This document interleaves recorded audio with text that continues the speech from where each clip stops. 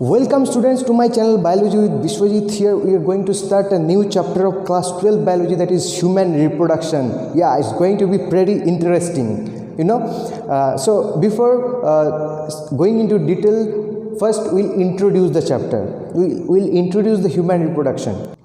Human being is sexually reproducing viviparous dioecious animals. इसका मतलब क्या होता है? डायोसियस क्या होता है? डायोसियस वो सारे ऑर्गेनिजम्स होता है जिन लोगों में male and female sexes separate होता है. ओके, यानी कि यहाँ पे दो अपोजिट सेक्स जो सेक्सुअलिटी कंसीव करने वाला मेल और फीमेल पार्टनर होता है, दैट इज कॉल्ड डायोसियस. और जिन लोगों में मेल और फीमेल रिप्रोडक्टिव ऑर्गन एक ही सिंगल बॉडी में प्रेजेंट होता है उन लोगों को क्या कहा जाता है? मोनोइसियस. तो ह्यूमन बीइंग आर डायोसियस क्योंकि यहाँ पे मेल और फीमेल अलग होता है and they are viviparous in nature. We are viviparous in nature, यानी कि यहाँ पे जो एम्ब्रियोनिक डेवलपमेंट यानी कि जो न्यू पीढ़ी जो है, ऑफस्प्रिंग जो है, उन लोगों का डेवलपमेंट फीमेल यानी कि फीमेल यूटरस के अंदर हो रहा है. Okay, and obviously sexually reproducing means involvement of two opposite gametes.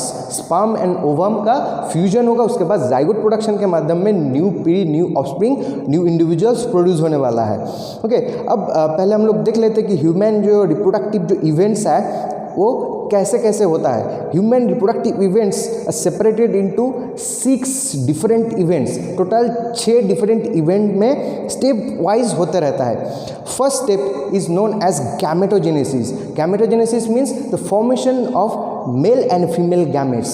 Male gamete formation is known as spermatogenesis and female gametes formation is known as oogenesis. यानी कि मेल गैमेटोजेनेसिस में स्पर्म प्रोडक्शन होगा और फीमेल गैमेटोजेनेसिस में ovum production होगा.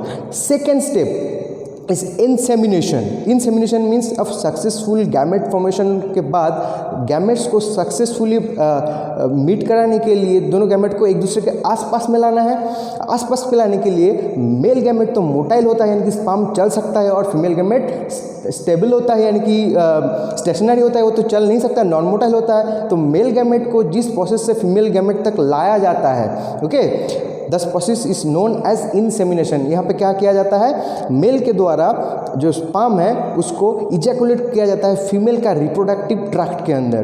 तो हो गया. उसके बाद थर्ड स्टेप में क्या होता है? फर्टिलाइजेशन होता है. अब मेल गैमेट और फीमेल गैमेट एक दूसरे के आसपास जब आता है दोनों में फ्यूजन होता है, दोनों में न्यूक्लियर जो मटेरियल उसका एक्सचेंज होता है, और दोनों मेल गैमेट हैप्लॉइड नेचर का था. हैप्लॉइड नेचर से अब डिप्लॉइड ज़ाइगोट फॉर्मेशन होता है. That process is known as fertilization. अब फर्टिलाइजेशन के बाद जाइगोट जैसे ही बन गया, अब जाइगोट में डेवलपमेंट स्टार्ट होगा. हाँ, जाइगोट यानी कि 1 सेल से 2 सेल, 2 सेल से 4 सेल, 4 सेल से 8 सेल, इसी तरह से जियोमेट्रिकल प्रोग्रेस के साथ साथ ये आगे बढ़ते जाएगा. अब जैसे जाइगोट जैसे ही आगे बढ़ेगा, जाइगोट जैसे ब्लास्टोसिस्ट फेज में आएगा, यानी कि अब डिटेल में हम लोग बाद में पढ़ने वाले हैं क्या होता है, जाइगोट का डेवलपमेंट कैसे हो रहा है. अब यूटरस के अंदर जैसे ही जाइगोट डेवलपमेंट होकर ब्लास्टोसिस्ट स्टेज में आएगा, तब वो क्या होगा, लगभग फर्टिलाइजेशन के 7 दिन के बाद वो यूटरस की इनर वॉल के साथ जाके चिपक जाएगा. ओके, अब इनर वॉल के साथ जैसे ही चिपक गया उस फेनोमेना को कहा गया है इम्प्लांटेशन. तो चौथा इवेंट क्या है रिप्रोडक्टिव इवेंट्स में? इम्प्लांटेशन. अब इम्प्लांटेशन के बाद अब क्या होगा? धीरे धीरे धीरे धीरे वहाँ पे उसका डेवलपमेंट होता जाएगा. अब जैसे डेवलपमेंट होता जाएगा, ये जो डेवलपमेंटल फेजेस ह्यूमन बींग में लगभग 38 वीक्स, लगभग 9 मंथ, 9 महीने से थोड़ा सा अधिक होता है, 38 वीक्स ये जो ड्यूरेशन है जिसमें मदर यूटरस के अंदर बच्चा का डेवलपमेंट होता रहेगा. इस स्टेज को कहा जाता है जेस्टेशन पीरियड, या यानी कि जो 5th जो इवेंट है that is gestation. And lastly 6th stage will end with parturition, यानी कि डिलीवरी ऑफ द बेबी. अब जैसे बेबी मैच्योर हो गया यूटरस के अंदर से अब बेबी धीरे धीरे बाहर आ जाएगा मदर बॉडी से. That process is known as parturition. अब एक स्टेप वाइज हम लोग एक एक प्रोसेस पढ़ेंगे. उसके पहले हम लोग male and female reproductive system का स्ट्रक्चर एंड फंक्शन पहले देख लेंगे. Now the male reproductive parts are made up of primary sex organs या primary reproductive part, secondary reproductive part and external genitalia.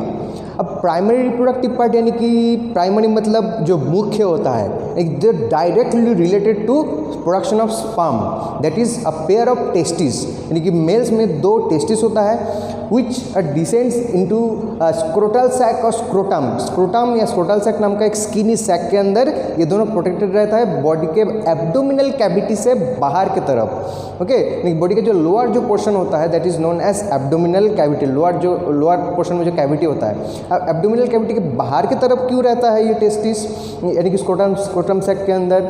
हाँ, इसके वजह कुछ है जिसके बारे में हम लोग बाद में देखेंगे। ओके, याद रखना।